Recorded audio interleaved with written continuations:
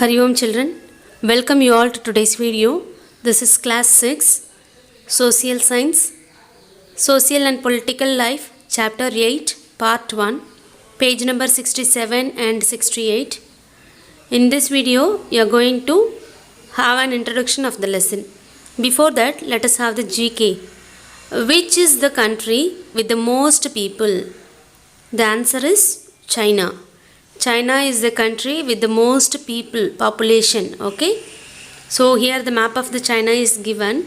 So the population and density is also high in China. Okay, next question, which insect has colorful wings? The options are given. The answer is butterfly. Butterfly only has the colorful wings and it is an insect, you know very well. Okay children, let us move to today's class. Today we are entering to the chapter 8, Rural Livelihoods. In the previous chapters you would have learnt the administrative system of rural and urban. In this lesson you are going to learn the livelihood of the rural people. Okay children, here I have given you a map. The highlighted area is a village named Kalpattu, which is in Viluppuram district. Okay, the name of the village is Kalpattu and it is located in the Viluppuram district. In this lesson you are going to learn some informations about the district, the village Kalpattu. Okay, this is the village Kalpattu and it is surrounded by low hills. Okay, and it is located in the coastal area.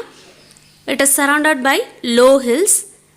It is situated in the seabelt area. Okay, let us see the occupations of the people of the village Kalpattu. The tailoring work, farming work, weaving.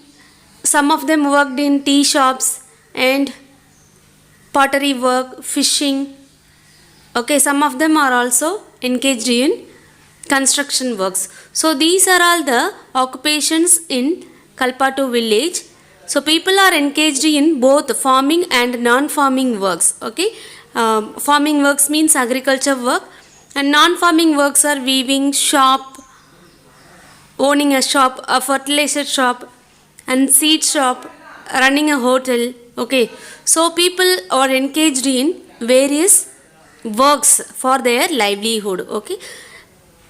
Okay children, so in urban side the works will be vary from the village. Okay, let us move to the next part of the lesson. Here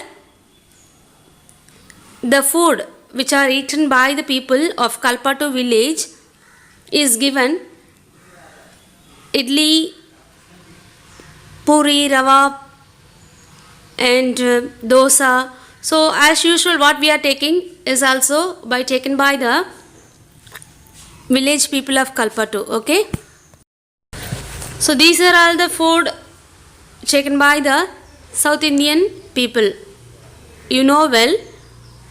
Okay children, the tiffin items are idli, upma, rice, puri, etc. Okay, so let us see what are the crops which are grown in the Kalpattu village. The primary one is paddy and the next one is coconut grew and they are also engaged in mango orchard. Okay, and they grew cotton and sugarcane. Okay, so people are engaged in these farming works. Okay, these are all grown in the village Kalpattu. Okay, paddy, coconut grew, mango orchard, cotton and sugarcane. Okay, so people are mostly engaged in farming works. To do the farming works, people have to be in the field morning 8:30 itself. Okay, and they will conclude their work by 4:30 in the evening. Sometimes they have to be in the field very early morning, like 6 or 6:30 during the plantation. Okay, during the plantation period they have to be in the field by 6 or 6:30 and they will conclude their work by the evening or in the afternoon. Okay children, let us meet in the next video. with part 2 of this lesson. Here is a question for you. List out the works people in Kalpa 2 are engaged. So I have explained so many works which are taken by the Kalpa 2 people. So think and answer the question. Thank you, children.